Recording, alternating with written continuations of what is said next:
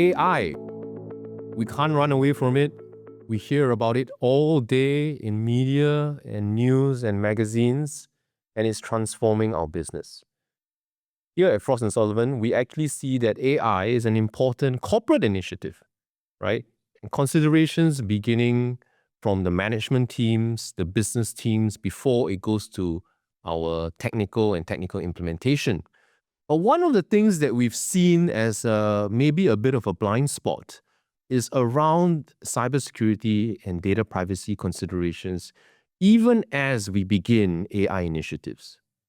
In a recent study, Frost & Sullivan conducted across 7 different countries, we know that there are 3 key cybersecurity challenges that CIOs in our region are facing today.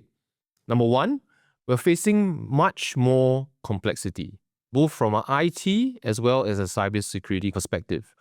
More and more security tools, more and more IT tools, digital software, on-prem, on-cloud, etc. This is so complex. Amidst lacking, number 2, a lack of integrated visibility. We have so much data, but all in different pockets, different dashboards, different feeds, different logs. How do we actually put that together to provide integrated visibility? Amidst, number 3, constant manpower challenges. Organizations are going to find it very difficult to employ the correct expertise in our organizations to take care from a cybersecurity perspective. So today's session, we want to focus specifically on the digital risk and cybersecurity challenges that have emerged due to AI and AI transformation. Today's Transformation Growth Leadership Series discussion, we want to learn from our special thought leader, and he has lots to say, and we have lots to learn regarding security considerations, even as organizations transform. So today is our honor to really have our special subject matter expert guest. We are very honored to have Kaspersky's APJ Managing Director Adrian Hia here today. Welcome, Adrian. Thank you so much for joining us today. Thanks, Kenny, for the invitation. It's also my honor, right, to be having this intimate session with you. Fantastic. Maybe just to help our audience, right, because I think many of them may not be so familiar with the work that you guys do. Would you be able to sort of give an introduction, both of Kaspersky, but also your role in Kaspersky? Sure. So Kaspersky, we are the leading cybersecurity company. First, primarily born from the endpoint world. Today, we still do endpoint protection, protecting 400 million users across the globe. We operate in 200 countries, offices in 40 over cities. For myself, I take care of the APJ or Asia Pacific and Japan business, and we do have offices in across 10 over cities in APAC. Got it. And you're based in Singapore, right? Yes, I'm based in Singapore. Got it. Fantastic. Again, thank you so much for joining us. This session really is going to be focusing on sort of the most popular topic, something that everybody's talking about. Something that we can't run away from is around AI transformation. If you look at any tech forum, you look at any news in the recent past, you always hear about AI, you hear about the hype of AI, the threat of AI, jobs and AI, etc. Today, we want to sort of delve into what you view AI as a cybersecurity firm, but we also want to tap onto your expertise because it's very rare to hear from somebody who really deals with the digital risk and cybersecurity aspects of this. How should our audience really deal with this issue and be as practical as possible? That's what we want to learn from you today, right? I hope you don't mind, yeah? So, maybe let's start with, I want to get your view. Why is AI transformation so important for organizations today? What do you think? I think from the business side, you can't deny AI. You need to embrace AI. Actually, I'd like to use a very strong word. You need to harness AI. True. I agree, Lord. Right? Yeah. So where you talk about AI improving lives, AI helping you to make better decision, more accurate decision, more timely decision. If you do know how to harness the power of AI, you're going to make your business better. Right? Even in Kaspersky, from a business standpoint, we use a lot of AI to help us on malware analysis, helping us on sorting out of false positives and so forth. Correct. So that is something as an application of AI. But of course, coming back to the cyber side, this is where AI is a tool, but AI is also a tool for the bad people. Right? We should talk about that along the way. Sure. And that's exactly why we wanted to have this forum today, because I think a lot of organizations, based on all the customers that we work with and organizations we talk to, they all jump into AI because it's trendy, it's in the news, CEOs feel as if they have to take action. But they, in my view, sort of give up or don't take so much attention into the cybersecurity aspects. I'll give you one example, right? This is a real example of a Malaysian company that I met with. They really went into read up about AI. They heard about DeepSeek in this particular example. And he wanted to use DeepSeek to sort of help his finance team to get better, improve operations, make them a bit faster. But if you think about it and take a step back, man, he's implementing technology without thinking about digital risk, without thinking of the cybersecurity aspects. So I think that's one area I want to get your view and I want to get your expertise on. So as we think about cybersecurity in this age of transformation, we are really facing a few key issues. The first one I wanted to sort of come to you about is really the acute shortage of skilled expertise. This really is a problem that flows across government, flows across big companies, small companies, medium companies. Every company is facing this issue. There's not enough people.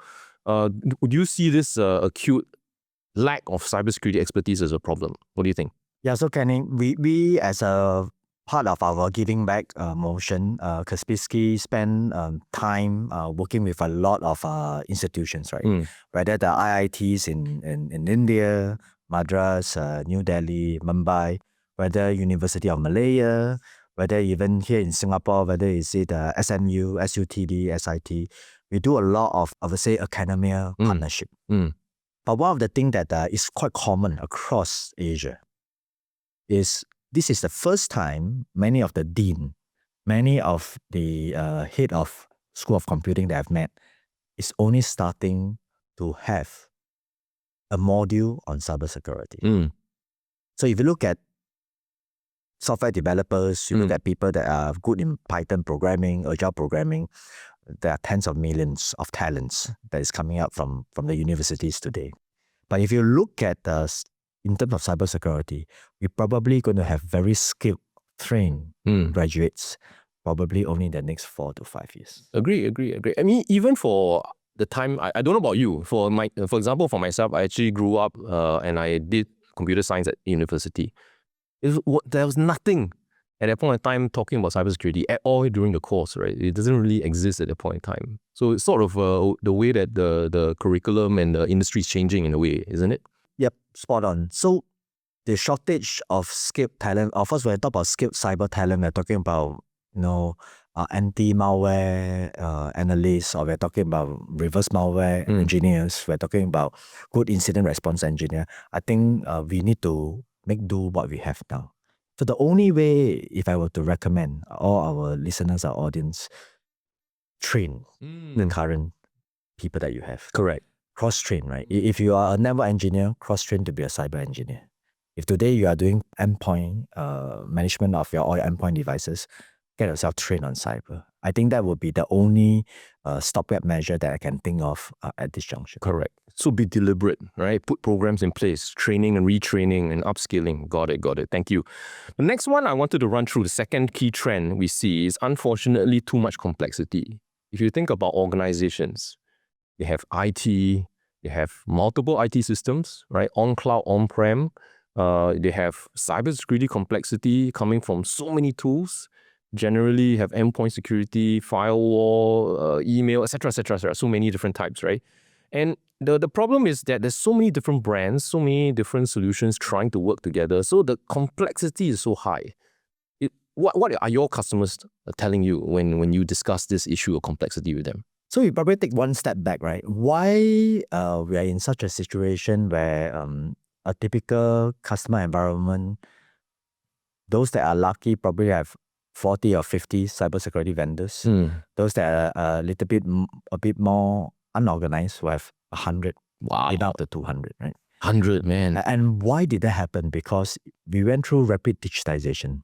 When the business calls for everything to go digital, banking to go digital, services to go digital, it was too fast for any CISO or any CIO to have the time to set the framework. And the cybersecurity framework requires 4 to 5 years to mature. Before it can go to maturity, rapid digitization happen again. So I think it's inevitable that there was a lot of stopgap. So customers are buying because they have an immediate problem to solve. But the good news is this. I think most of the larger organizations or the customers that I speak to are starting to at least be self-aware. So that's why you start to see beside a CISO, there are chief risk officer, there are head of perimeter security, head of SecOps. More and more jobs around the cyber world is now created so that you are able to streamline that part of the business and therefore to be more efficient. Then the other good part of it is that in the vendor space, there's also consolidation. Right. I'm sure you can see in the vendor space, a lot of M&A are going now. True. As we speak, yesterday we also had a very big announcement of two very large M&A happening. So when you look at that from the vendor standpoint, we're also limiting choices. Yes. Right? Even in Kaspersky today, we are also promoting our XDR platform. Our open single management platform to ingest whether it's IT or OT, threat feeds, and all in one single platform. So that you can see is also happening. And to help, right? To help the complexity issue, right? Yeah. Yeah, but to end off, I still probably wanted to just anchor around it. It is never right from a cyber resiliency perspective to have all in one basket. True. So even if you look at, let's say you look at the banking sector, most of the central banks across the globe requires every financial institution to have multi-tier of firewall, but also different brand of firewall. True. Right? To support and ensure that not supply chain attacks, so on and so forth. Yes. So again, that fine balance is what I felt is a tough job of the CISOs. So in a way, there's no one true solution. Right, it really depends on the organization, what their goal is, how much risk they want to absorb, and then they have to decide on the complexity issue on their own. Right, got it. In fact, interesting point. We did a bit of a survey across Asia. We actually saw that the risk. I mean, just tying back to our original topic of AI, with AI transformation increasing, it's expected. CIOs expect that the level of complexity is going to go up even more. So this is a problem that, in my view, is not going to go away. It's something that every organization has to manage. Got it. Thank you. Sort of related to the topic around complexity is really around data. In my view, cybersecurity today and many of the tools, Kaspersky and otherwise, provide great data. Problem is that it's a lot of data. There's so many dashboards of data. There's so many logs. There's so many feeds that needs to be analyzed. I want to get your view. Do CIO teams that you talk to find it difficult to get a sense of their real threat environment because of this mass of data in that way? Definitely so, right? Coming back to what I mentioned on digitization, please don't limit your view on digitization of applications, digitization of services. When I talk about digitization, we're talking about even a camera moving from an analog camera to be an IP camera, cars connected to the internet. In the power distribution, going to smart meters. So every of these things are rapid digitization.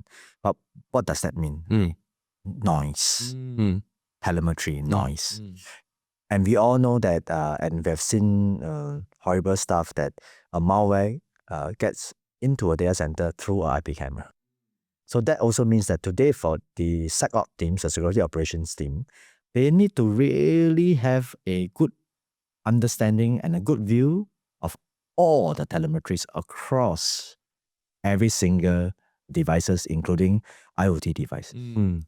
It's inevitable that instead of 1 alert, 10 alert, now you have 1,000, 1,000,000 alert.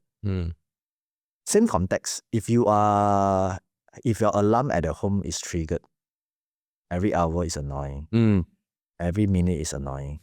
But if I trigger 100 alarms every second, things are not going to be sustainable. So that's why having a combined or a good data lake to be able to ingest all these things, all this telemetry, all these feeds, all this noise, and then do the right filtering And so sorry, using AI. Yes. That's why the AI comes in. So AI become a tool, right? Yes. That's why I talk about harnessing the power of AI.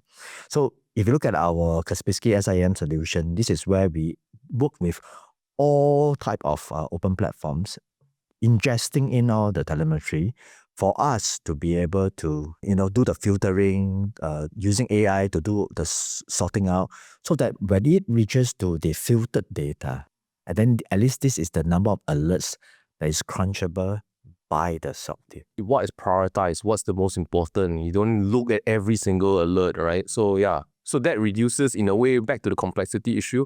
It helps address the complexity issue, right? By harnessing AI as a tool to sort of assist the security operations team. Yeah, makes sense. And I agree with you from the point of view that the information and the data is even more important. You're absolutely right that it's no longer just one vector of attack. It is every vector of attack that you have to watch over, which means that you can't ignore certain types of data. You have to sort of integrate the data all together. Got it. One thing that I feel is always maybe a bit of a blind spot is external visibility. We talked a bit about internal, sort of assessing all the data that you have, getting a sense using AI maybe to get a better sense on prioritization, etc. But I feel that external visibility is not something that many organizations tap onto. They don't really have a view of what an adversary would be looking at when they look at my company, like Frost & Sullivan, for example. What do you think? Why is this external visibility may be a blind spot for organizations? Kenny, we unfortunately living in a little bit more fractured world right now. If you look at the probably 10 years back, vendors are working with vendors a little bit more. Countries are sharing information a little bit more transparent among each other. But because of the current geopolitics situation, a lot of information is not shared so transparently. Right? But first, that is it at the country level, at the global level. But if you look at it from the eyes of the customer, prevention is always better than cure. True. Why we are seeing an uptake in our threat intelligence, our cyber threat intelligence services? Why am I seeing that more and more customers seeing that as a must? Because any bad things were to happen, and I can give you assurance that we call our great team, our research team in all parts of the world, that actually actively monitor all these persistent threat actors, all these cyber criminal groups. And we have a trend to see that when it is a persistent threat, before they launch, there are always chatter in the dark web. There are also things where you can actually hear in closed Telegram groups. And all before any bad things were to happen, the indicator of compromise, the indicator of attacks actually is already there. Maybe the customer leaked password or compromised password are being sold. There are people asking for ransomware as a service, trying to attack a certain organization. I think the more you know, the more you can get yourself really prepared. And why I really want to urge all our customers our audience to consider what I just shared. Probably bringing more into life about why I subscribe to Netflix, Disney Plus, and Amazon Prime Video. Because if I'm looking for a movie title, any movie that I want to watch, I start to realize that I need to subscribe to all three. Yes, true. If not, you don't have a complete view or the complete library of all the movies in the world. So in a similar context today, if you were to subscribe to any threat feeds or threat intelligence from certain vendor, it's always good to have 2 or 3. Because that gives you a complete library, a complete view of whether it's telemetry from the east to the west or the telemetry from the west to the east. I think having that complete view will then entitle you to have a better threat intelligence and therefore giving you a better prevention than cure. Got it. So the external visibility, so you know in advance if something is going to happen, right? So I think that's going to be very important. Got it. Thank you. So that really covers the key trends, right? We covered so far around how the industry as a whole is facing an acute shortage of expertise. So we don't really have enough people. You talked about cross-training, deliberate training processes, retraining, etc. Too much complexity and how it's really important for the different solutions to work together. About too many sources of data not integrated, and how actually we need to use tools like AI, right, to really help us prioritize so that our security operations team can work better. And around visibility and external visibility, how threat intelligence plays an important role so that you can get so-called a warning before something actually happens. So those were the 4 key trends, and thank you so much for bringing us through that. Now, I wanted to, again, tie this back to our audience. Our audience is generally people who are non-technical, but they're business decision makers. They're thinking about this from a business angle. What should we do as a best practice for my organization?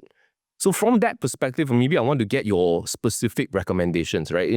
Let's try to be specific as possible, right? So let's go to the first, one of the issues that we talked about just now around complexity. So how specifically can organizations combat this issue around cybersecurity complexity? So I like to call it my step left and step right. So I want everyone to visualize. I think most organizations today, when you are building a good cyber security framework, resiliency, multi-tier firewall, perimeter security, endpoint protection, SOC, I think everybody is starting to invest in this part. All great. But if you can just take one shift on the left and also think of getting the right threat feeds, threat intelligence, and getting yourself to be able to know things even before bad things will happen. I think that will be one good next step that you do. When this is completed, then I will recommend someone to take a step right and have this big thing called assume breach. Assume that you will always be under attack, penetrated, bad things will happen to your organization. And then that is where you have to ask yourself, how are you going to respond faster, better? Right? So when you are thinking about how to respond better and faster, then drills become important. Pen testing, red teaming, getting your team to activate an incident on Saturday midnight. How do your team react? Right? I think that would be where more drills, and you perfect the drills part. I think that would be where you have a complete end-to-end cybersecurity framework. Correct. And in a way, that really helps to reduce complexity because everybody knows what they're supposed to do, right? Got it. Okay, next one, right? We talked about integrated visibility or the lack of integrated visibility, to be more specific. Is this important? But again, as a recommendation for our audience, how can organizations really tie the solutions together to get that better visibility? What do you think? So endpoint, again, define endpoint as IP camera, a car, anything that's connected to a network. To us, we define as an endpoint. Besides the typical mobile devices, tablets, PC, laptops, server storage, and so forth. I think getting that piece to be up and getting it to be well-oiled, I think that is most important, right? Sometimes people call it endpoint protection. I thought that it should be first point protection. True. Depends on how you look at it, right? Therefore, as you expand from the endpoint, going to the network, going to the cloud, I think having a good NDR or NTA, right, network traffic analyzer in place, going to your IT and OT environment becomes really important where you can have a full visibility. Just coming back to when we talk about Kaspersky XDR, I think one of the way that we are pushing forward is an open platform, and regardless whether it's OT devices or OT setup or IT setup environment, a CIO or CISO is going to have a complete view of all your assets. Whether is it going to be a SCADA-based network where you have your, utility, your oil and gas, manufacturing, all into a corporate IT environment. So getting that full visibility is going to be really, really important, right? Because we are seeing the attacks coming from both ends. Correct. So I think that will be what I really want many of our audience to consider. Having a open single management platform and looking at IT OT as one. Agree. Because nowadays, frankly, we are so interconnected, right? I think you brought up the EV car. EV cars are a great example of convergence, industry convergence. So many different technologies sort of working together, right, to form an outcome. So every organization is in that phase now, right? It may not be EVs, but it may be industrial technology, it may be a mix of IT, maybe other things as well. So definitely that's important. Okay, the third one I wanted to run by you is really what we discussed around external visibility. So why is external visibility through the threat intelligence that you mentioned earlier so important? What do you recommend for our audience? So threat intelligence is a very big word, right? So a lot of people had the perception that it's just having threat data feeding into your security operating center, able to filter away or enhance, right? I would say your data. But if you really look at the whole threat intelligence piece, there's also one piece that is equally interesting, which is what we call brand protection or digital footprint intelligence. Like I mentioned earlier, there will always be indicator of compromise, indicator of attacks. Some of the incidents that have been happening recently, or of the subscribing to Kaspersky services, we actually did share some of the alarms to the So you customer sort of warn them ahead of time. 1 week, 2 weeks ahead before the impending event happened. That is one part, because then the capability to react well that I mentioned earlier is also important. But this initial part of getting to know more, and therefore maybe you can't prevent all of the bad things from happening, but if you can prevent 80%, 90% of the things happening, I think this is where all of us in the cyber business today, we need to promote the need of intelligence. But you think back, business intelligence has been around in the business world for the past 100 years. People use BI to make business decision. So you should also use TI to make cyber decision. I like it. BI and TI. Got it. For the cybersecurity decision making. Fantastic. So we've talked a lot. We talked a lot about different recommendations. We tried to be as practical as possible to our business audience. I want to also end off this session by being practical. Every organization in a way is in a different phase. Some of them are very progressive. Some of them maybe are just learning or just beginning their journey. Is there something that they all can do as a maybe most important next step? What do you think is your recommendation for that? Yep. So today we spoke a lot about resiliency, framework, getting all things good. But in a business, cyber is only one piece of the business, right? I think awareness, when I say awareness, cyber security awareness, I'm talking about making your board members aware. If you look at a CHRO, a CFO, or the CEO himself today, True. he might not even know what is cybersecurity. Agree completely, right? So for us in Kaspersky, we have this program called our KIPS program.